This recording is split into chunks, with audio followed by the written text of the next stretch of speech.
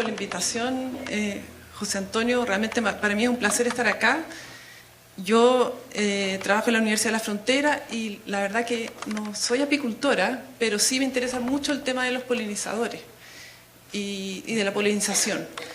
Y eso es lo que me interesa compartir con ustedes, pero yo les agradezco la invitación y agradezco las charlas anteriores, sobre todo Lilian Barrientos, que fue súper bueno para mí, porque yo voy a seguir un poco hablando del tema de cómo hacer agricultura, pero incorporando más la ecología en el manejo agrícola, y en este caso de la polinización.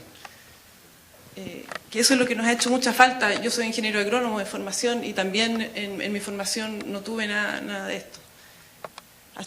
Lo que sí tengo que mencionar acá es la Red Chilena de Polinización, que es una red que formamos el año pasado. Ahí también está Andrea Silva de la Universidad Austral, hay otros académicos de otras universidades, pero también hay gente fuera de la academia, y nuestra idea es empezar a interactuar más como red, y no solamente entre gente de la academia, sino que con gente que está trabajando.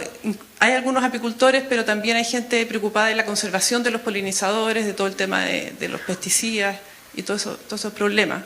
Y nuestra idea es contribuir también en ese sentido, no solo en conocimiento, sino que también con cosas concretas. Tenemos una página web que lamentablemente no está acá, pero se llama polinizacionchile.org, si la quieren revisar. Súper interesante. Así que bueno, partamos. Bueno, ya todos sabemos, el tema ya no es un tema de cantidad de alimentos que necesitamos en la población, sino que también de seguridad nutricional. Eso significa consumir alimentos que nos nutren realmente. Y ahí son clave los alimentos que son polinizados por animales, porque tienden a ser muy importantes en la dieta humana justamente aquellos que necesitan de polinizadores. Y esto es un problema global que existe ahora de la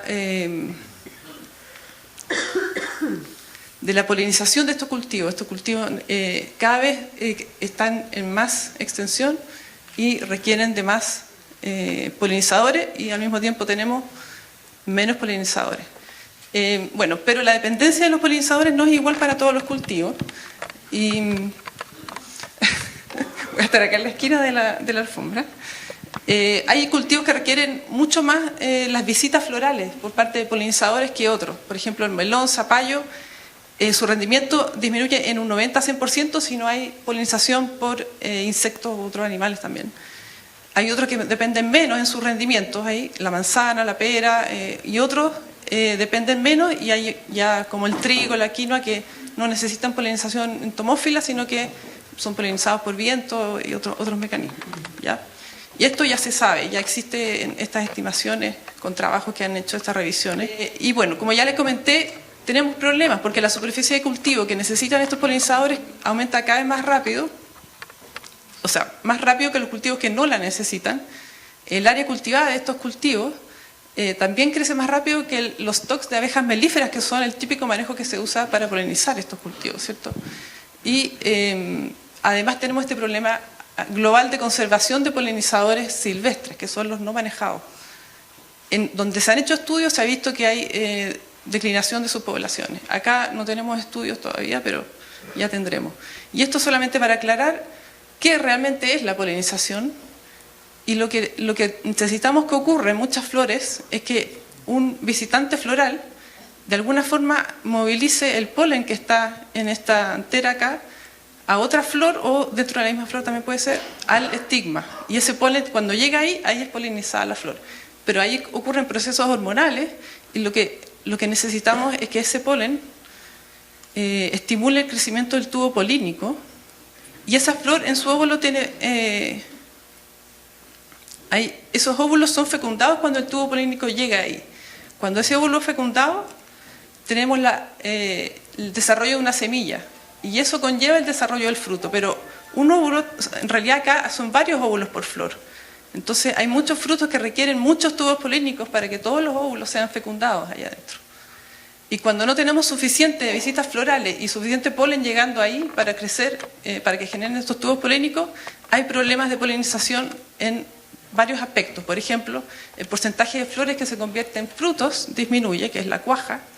También los frutos no se desarrollan bien, como pueden ver acá las frutillas, esta pera, no son simétricos, no son suficientemente grandes en el caso de los arándanos.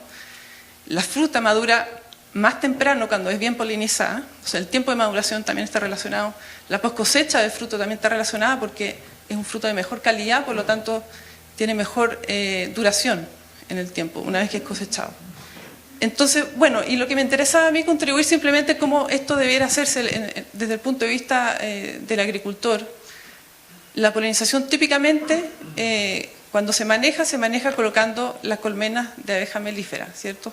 No sé si algunos de ustedes acá proveen esos servicios, al parecer no, porque no es muy compatible con la apicultura orgánica, pero es una forma de hacerlo, porque no hay suficientes polinizadores naturales en esos ambientes.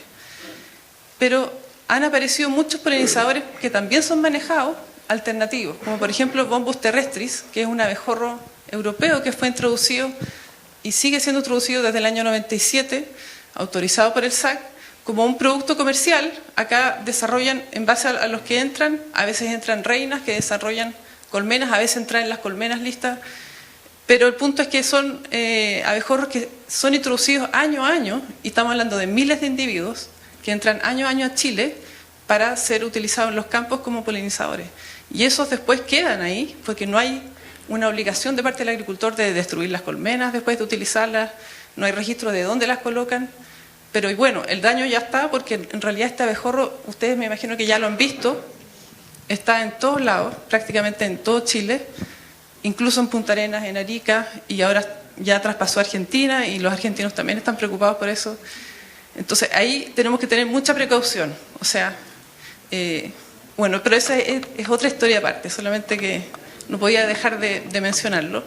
Y bueno, tenemos los polinizadores manejados en los cultivos, pero también sabemos que existen polinizadores silvestres, que estos pueden ser abejas, o también pueden ser sísfidos, moscas, u otros insectos, incluso escarabajos.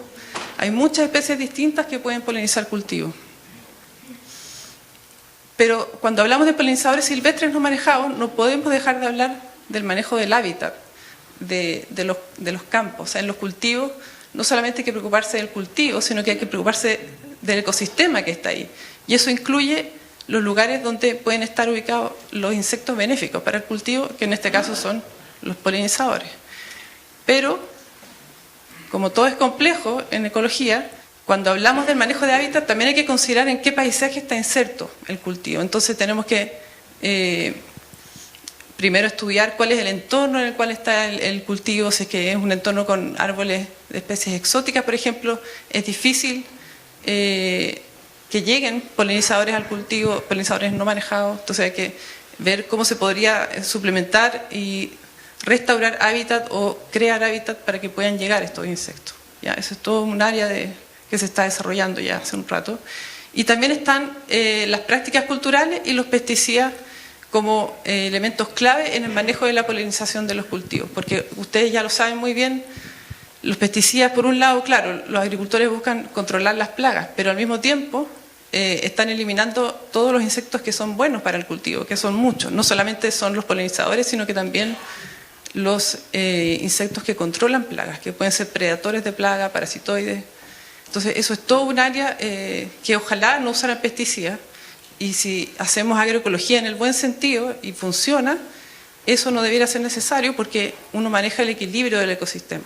O sea, no debería haber grandes problemas de plagas si es que el ecosistema está bien balanceado, con buen hábitat para una buena población de polinizadores, o sea, de insectos benéficos. Entonces, esto es lo que se denomina la polinización integrada de cultivo, y era lo que yo quería compartir, más que nada, mencionarles de que ahora la polinización no es solamente colocar las colmenas en los campos, sino que hacer todo este recorrido por todo este tipo de prácticas que de alguna forma pueden llegar a permitir que haya una polinización adecuada de los cultivos. Aquí hay una página web donde todo esto está más explicado, de la Universidad de Michigan. Y eso para mostrarles solamente que acá están los polinizadores manejados, pero hay toda una gama de polinizadores que son gratis, que están en el ambiente. Está incluido ahí el Bombus talbomi, que es nuestro abejorro nativo que hay acá en esta zona y hacia el sur. Hay, por ejemplo, eso es un sirfi, una mosca que se parece, pero no es el mismo insecto. Hay otros tipos de himenópteros, abejas, como esta corinura, que es un alíctido, otros coleóptero, acá tenemos el abejorro introducido que ya se naturalizó, entonces ya está en el ambiente, así que no es difícil no considerarlo, etc. En Chile hay más o menos unas 430 especies de abejas ya se han identificado. Y en cuanto a las moscas, que hay muchas moscas que visitan flores, dentro de esas están los sírfidos, ya más o menos se han identificado 120 sírfidos que son florícolas, que visitan flores y también contribuyen a la polinización. Y bueno, sí, siempre se hace el manejo de la abeja melífera para polinizar los cultivos, pero acá hay un estudio que se hizo a nivel mundial por Garibaldi, que es un argentino en Bariloche. Estudiaron muchos cultivos, con más de 30 cultivos en varias partes del mundo, y evaluaron si acaso la presencia de abejas o de insectos no manejados, que son los silvestres, cuánto contribuyen al rendimiento del cultivo, o sea, cuán efectivas son sus visitas florales. Y acá, como ven, los puntos verdes es la contribución con el rango de error, digamos, la variación de las abejas, y en el caso del rosado son los insectos no manejados. Y si se fijan, para todos los cultivos la presencia de insectos no manejados es positiva en el rendimiento de los cultivos, ¿ya? Ahora, ¿qué especie específicamente? Acá son distintas, no siempre son la misma especie. Acá siempre estamos hablando de la especie Apis mellifera, y a veces contribuye, a veces no, pero aunque esté presente Apis mellifera, la presencia de los no manejados siempre va a ser positiva. Entonces, aunque digamos, no, yo voy a solucionar mi problema colocando las colmenas de abejas melíferas, igual uno puede aumentar aún más en la efectividad de la polinización en los rendimientos colocando los insectos, o sea, manejando los insectos silvestres que ya están ahí. Siempre van a ser positivos. Esto es un estudio que hicimos en Temuco, en el campo de la universidad, por ejemplo, observando qué insectos están visitando flores de arándano. Y si se fijan, Apis mellifera claramente está visitando las flores a una hora del día, como entre las 10 y las 12 o 1 de la tarde. En ese momento es como cuando están más activas. Pero después empiezan otros insectos, como en este caso que es Bombus terrestris, que estaba ahí en forma natural ya. Tiene otros momentos en que visita, y esto ocurre, esto es un ejemplo solamente, pero esta complementación de momento peak durante el día de cada especie ocurre en general en otros casos con otras especies. Por eso que la diversidad siempre va a ser positiva en el rendimiento de los cultivos, o sea, para las visitas florales, digamos. Necesitamos trabajar con diversidad de insectos, no solamente con uno. Aquí estamos solamente para decir que el paisaje también es importante, o sea, evaluamos varios campos y comparamos con distintos entornos en los cuales se inserta en cuanto a los paisajes, y sí, hay un efecto de campos que están rodeados de más bosque, hay más presencia, en este caso, de abejorro exótico en este caso, pero hay efecto del paisaje en las poblaciones de los polinizadores. Bueno, entonces, ¿qué prácticas culturales se pueden recomendar desde el punto de vista de los agricultores para que puedan optimizar este manejo y integrarlo, digamos, abordarlo como un manejo ecológico dentro de un ecosistema? Hay que trabajar como ecosistema, digamos, en el cultivo, no solamente fijarse en la especie que se está buscando producir.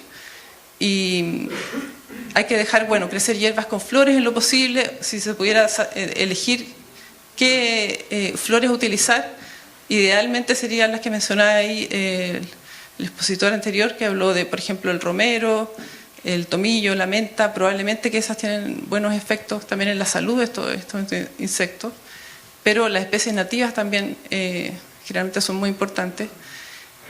Uso de cultivos de coberteras con flores, intercultivos. El tamaño del área cultivada también es importante, porque tener 100 hectáreas de un mismo cultivo no es lo mismo que tener 1 hectárea. Es otro escenario completamente distinto. El arado, ojalá no utilizarlo en zonas que no es necesario, porque hay muchas abejas que necesitan suelo sin disturbio para poder nidificar y reproducirse. Entonces eso también es importante. Y bueno, ya les mencionaba que también hay insectos benéficos que controlan plagas. Ya. Y en cuanto al tema de los pesticidas, obviamente que la recomendación siempre es no utilizar pesticidas, ni fungicidas, que también son dañinos. Nunca aplicar en temporada de floración si es que necesita aplicar. Si es que necesita aplicar igual, aplicar de noche, obviamente porque hay menos actividad, aunque igual hay polinizadores nocturnos, que no están muy estudiados, pero sabemos que existen. No aplicar obviamente donde hay nidificación y refugio, y cuando hay áreas con flores, si se va a aplicar ahí, es mejor cortar las flores para que los polinizadores no estén ahí y no actúe como trampa ese hábitat. Así que bueno, eso sería. Muchas gracias. Gracias.